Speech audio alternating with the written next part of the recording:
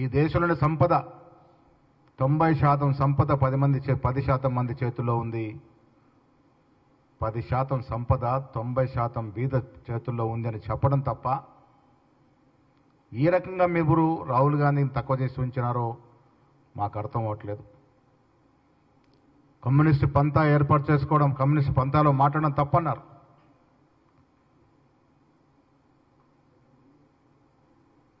Communist ఇవాళ అధికారంలోకి రాకపోవచ్చు, కానీ కమ్యూనిస్టులు కోరుకుంటుందేంటి? సమానత్వం కదా. వీళ్ళ మోడీ కోరుకుంటుంది దేశంలో. ఎందుకోసం వారు పెద్దవారు అవుతారు? కులం పేరిట, మతం పేరిట, ప్రాంతం పేరిట చిచ్చులు పెట్టిన వాళ్ళు పెద్దవాళ్ళు అవుతారా? వారి ముందు సమానత్వం కావాలని, సమాజంలో అందరూ బాగుపడాలని, అందరూ సుఖపడాలని కోరుకున్న రాహుల్ గాంధీ ఎట్లా తక్కువ అవుతారు? ఒక్కసారి అర్థం చేసుకోవాల్సిన విజ్ఞప్తి చేస్తూ ఉన్నాను. ఇలా మోడీ గారు కోరుకుంటే ఏంటి? ధనికుల పాలన కాదా? ఇవాళ రాహుల్ గాంధీ కార్పొరేట్ సెక్టర్కి ఏదో వ్యతిరేకమైనట్టుగా మీరు మీ వ్యాసంలో అర్థమవుతా ఉంది. రాహుల్ గాంధీ కానీ, పివి నరసింహారావు గారు కానీ, మన్మోహన్ సింగ్ కానీ ఎప్పుడు కూడా కార్పొరేట్ సెక్టర్కి వ్యతిరేకం కాదు. ఇలా కాంగ్రెస్ సిద్ధాంతం ఏదంటే ఇలా కార్పొరేట్ సెక్టర్ ఇంత పెద్ద కంపెనీలు వచ్చేవే కాదు. కానీ రాహుల్ గాంధీ కోరుకునేది కార్పొరేట్ సెక్టర్ కొంతమంది చేతుల్లోకి వెళ్ళడం, వారు దీన్ని ఎక్స్ప్లాయిట్ చేసుకోవడం, తద్వారా లబ్ధి పొందడాన్ని రాహుల్ గాంధీ వ్యతిరేకిస్తూ ఉన్నారు. కార్పొరేట్ సెక్టర్ని ఎక్కడ వ్యతిరేకించలేదు. కాంగ్రెస్ పార్టీ సిద్ధాంతం, మూల సిద్ధాంతమే సమానత్వం. అలాంటి సమానత్వం కోరుకున్న రాహుల్ గాంధీ గారిని చిన్నదిగా చేసి చూసి ఎవరి లబ్ధి కోసం మీరు చేస్తున్నారో ఒకసారి అర్థం చేసుకోవాల్సిన విజ్ఞప్తి చేస్తూ ఉన్నాను.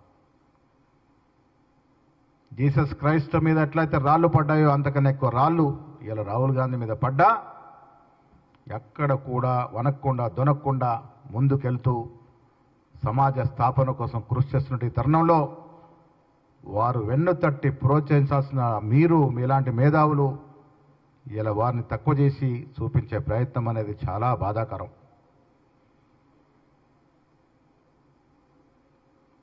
మనకు అదానీ అంబానీల పాలన కావాలా ఈ దేశంలో? ఆమ్ ఆద్మీ పాలన కావాలా? ఒక్కసారి తెలుగు ప్రజలు, ఈ దేశ ప్రజలు అర్థం చేసుకోవాల్సిన అవసరం ఉన్నది.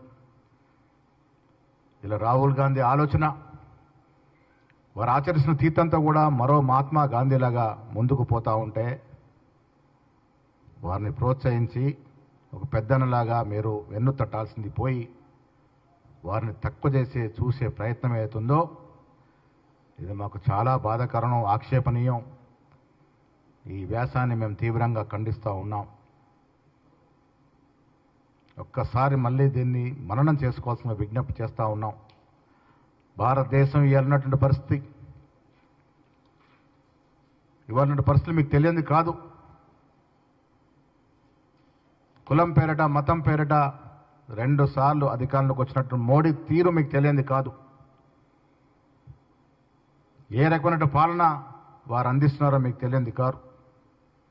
బీదవాడు మరీ బీదవాడు అయిపోతూ ఉన్నాడు, ధనికుడు ధనికుడు అవుతా ఉన్నాడు.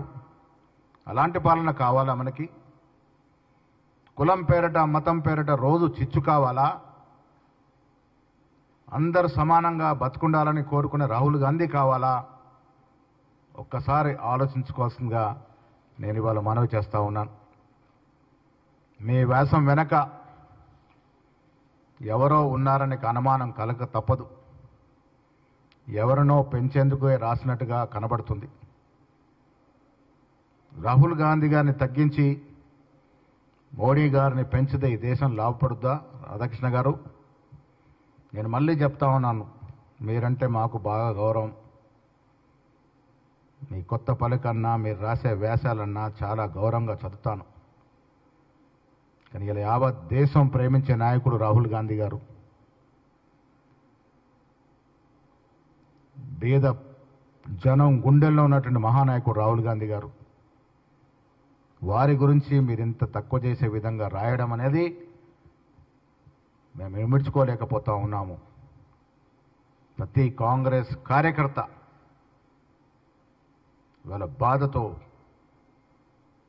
మరణం పడుతున్నటువంటి సందర్భం. ఈ దేశాన్ని విచ్ఛిన్నం చేయాలనేటువంటి మోడీ